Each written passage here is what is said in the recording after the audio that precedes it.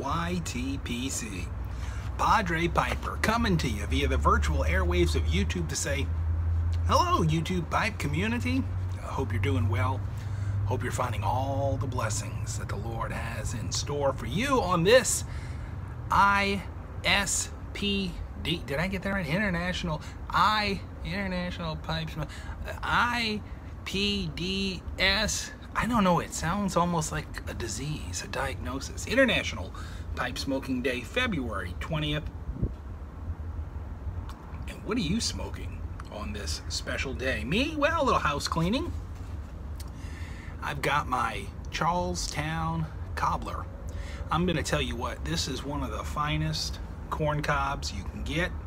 It's made by Missouri Meerschaum. It's branded with C&D, the Charlestown Cobbler. It's basically a country gentleman with a much nicer stem than you would normally get from Missouri Meerschaum. And this stem is probably on par with adding a forever stem to your corn cob, which I highly recommend you do, because corn cobs are such great smokers. And unfortunately, the stems that they come with from Missouri Meerschaum, not so much. But look, that's kind of what keeps the cost down, I would imagine. One of the most inexpensive yet high quality pipes that you can enjoy. I know I'm gonna have problems keeping this lit because I'm talking too much. Now, what am I smoking? You know what? Can you tell from the room note what it is? I'm not going to tell you right now what it is. Why? Well, it's going to come up in just a moment, actually, because I've got some questions written down here on this card that I'm going to ask aloud, and then I'm going to answer for you. And I'm taking this cue from Scott over at Aristocob. Scott recently did a video with these questions, but the source of this, the original source of this, is from Northern Bohemian, who did a video asking folks to kind of reintroduce themselves into the YTPC, since it's been a little while for a lot of folks. And you say, well, you know, he's been around for forever, but who is he really, or who is she really, or where do they live? So let's do it. Let's do a reintroduction for this International Pipe Smoking Day, IPDS. I got it. You see that? I got it right that time. First question. And it went out. Oh man, I might just have to concentrate on talking. All right, first question. Where do you live? That's a good question. Where's my lighter? I live right here, right where you see me. Now, oh, by the way, see that right over my shoulder? That's Scarlet Vespa, and I don't know if you can see right there. I recently had some graphic works done on her windscreen. It says Padre with my logo. It's got the little, you know, the collar and such underneath the, kind of almost like the Vespa logo. But anyway, I digress. Where do I live? I live in the suburbs of New Orleans, born and raised here, in fact.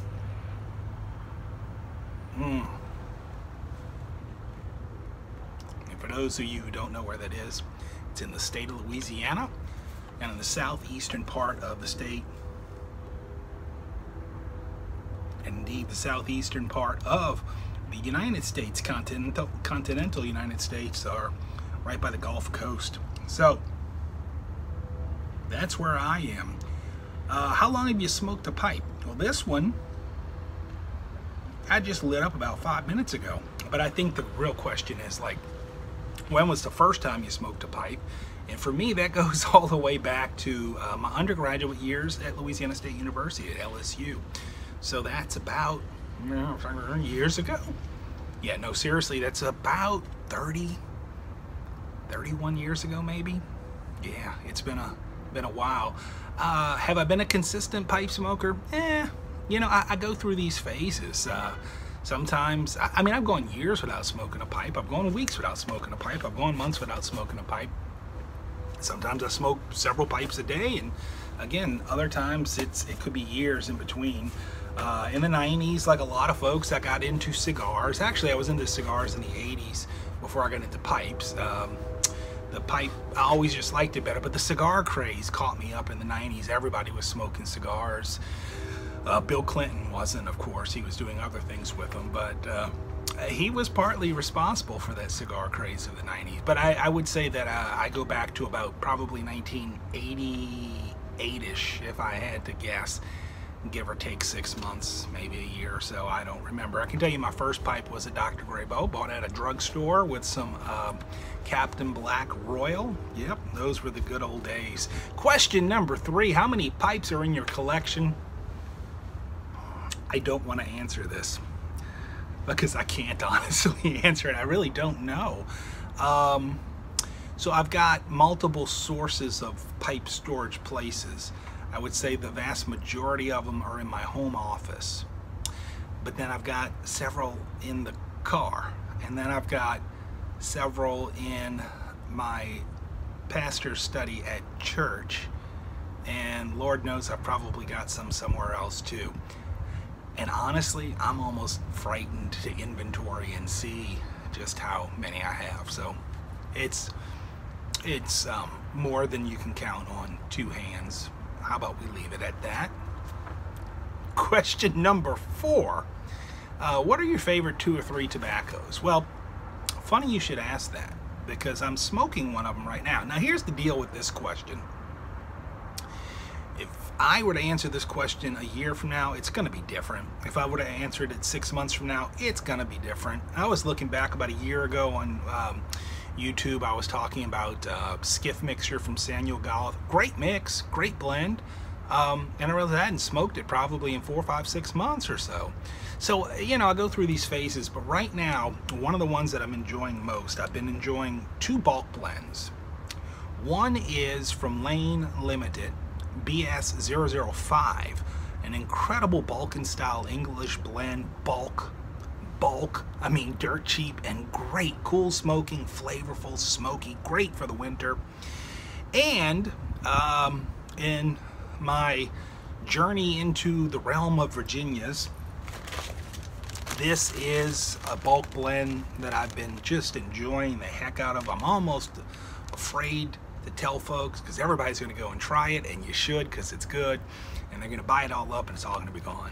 But it's a bulk blend readily available right now by Hearth & Home. It's called Louisiana Red Pipe. Folks, this is so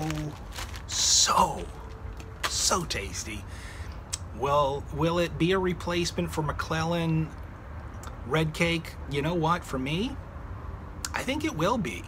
Is it? No, it's not a spot-on replica of that in any stretch of the imagination. In fact, there's some spice to this and such. It makes it a little different. But it's that same characteristic Red Virginia, and it's just so daggone flavorful. If you give me a moment, I want to take another.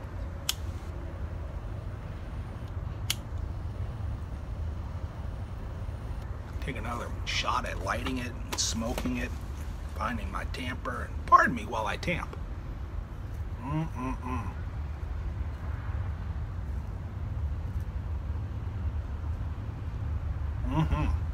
I'm telling you what, Hearth & Home, Louisiana Red Pipe Tobacco. You need to try it. Good stuff. Next question. What's that? Question number 5, I guess. What percentage of pipe videos do you watch on your cell phone? I would say probably, I'm guesstimating 70 to 80% of the time. If I'm watching YouTube, it's on my cell phone. Occasionally over lunch, I can sit at the desk maybe and watch on the big screen of a PC. But most of the time, I'm laying in bed, you know, before going to sleep or something, catching up on some YTPC videos, or just kind of lounging around maybe. And sometimes, you know, a lot of what happens in our community is non-visual. You would probably enjoy this video tremendously, much greater enjoyment level if you didn't have to look at my ugly mug while you're listening to it. So it probably could easily get away with being talk radio as much as it could be a video, except that right there in this video you get to see Scarlett. But so sometimes you can just, you know, you can set up you know, if you want to go through somebody's playlist, you want to catch up on Derek Tant's videos, you hadn't seen the last 3 or 4 or so, you know, you can just set that down, let the cell phone scream it out, and get some other work done around you and such. So, but I would say probably about, I'd say 70 to 80% of them are probably I consume on the actual cell phone. And then the last question, what other kinds of videos do you enjoy watching on YouTube? And for me, I think more recently, one of the things I've gotten into is how to safely shoot up with heroin. I've really enjoyed. It's a joke, folks, I'm kidding. And for those of you who came to the rescue of Mr. Rogers, I'm with you, thank you. Yeah, I was being a little facetious there with Jack from Ottawa. But God bless Mr. Rogers, he was a great guy. The previous video, if you have no idea what I'm talking about, go back and watch it, you'll see what I'm talking about. Somebody mentioned, I don't remember, it was on YouTube or Twitter, that they believed that he was military, and I think that's true. There was something going around about how he had multiple kills. That was not true, but I do believe he had a military history. He was also an ordained minister. He was an ordained Presbyterian minister. Just a great guy. So God bless the memory of Mr. Rogers and Mr. Rogers' neighborhood. But seriously, I don't watch videos on how to safely shoot up heroin. Usually, if I'm not watching YTPC videos, I enjoy watching a lot of moto vlogging videos. I enjoy those a lot. I love watching the videos. I know I shouldn't say this. This is so unsafe. I don't want to encourage people to make these, but they're out there. They make them. You know, the folks, I'm just going to say it, the dumbasses on their motorcycles who are outrunning police, and they're recording it with their body cams and such. Stupid. Dumb. Some of those don't end real well. But I do enjoy those kinds of videos, motorcycle videos, moto vlogs.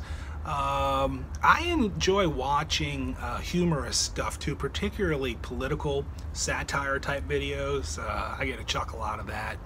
And then every now and then you get some kind of weird thing that pops up in your feed and you don't quite know how it gets there. Just be careful, because if you click on something like that, then all of a sudden, you know, YouTube's algorithms start kicking in, and before you know it, you're getting all kind of videos about how to safely shoot up with heroin or whatever the case may be. See, this is probably being picked up by YouTube's artificial intelligence, and it's going to like ban my video because I'm talking about vitamin H. But anyway, a happy International Pipe Smoking Day to all of you out in the YTPC. I do hope that you're enjoying this particular day. I don't know what you're smoking. I know February 20th this year is a Wednesday, and I'm doing not the Cobb Tuesday, but Wednesday. But I'll tell you a secret, I'm recording this in advance. So it's nighttime, but I'm going to post this during the day on the 20th. So yeah, I recorded it a little early just because I saw that video from Aristocob, and I thought, hey, that is a great concept for oh man, I'm going to get it wrong again. International Pipe Smoking Day. IPSD, International Pipe Smoking Day. Why don't I just call it that, International Pipe Smoking Day? But hey, what a great concept to answer these questions. And so there they are. Those are my answers. And I want to challenge some of my friends out in the YTPC to answer these questions as well. Maybe do a little bit of a response video, and let's see what your answers are all about.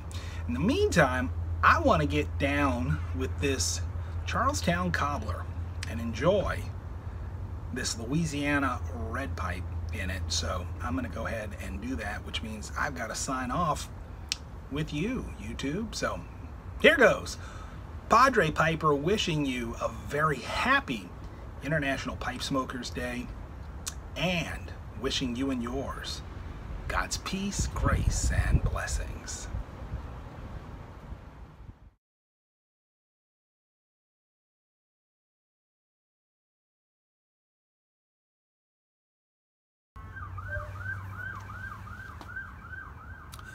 Mic check 1 2, testing 1 2 3. Mic check 1 2, test 1 2 3.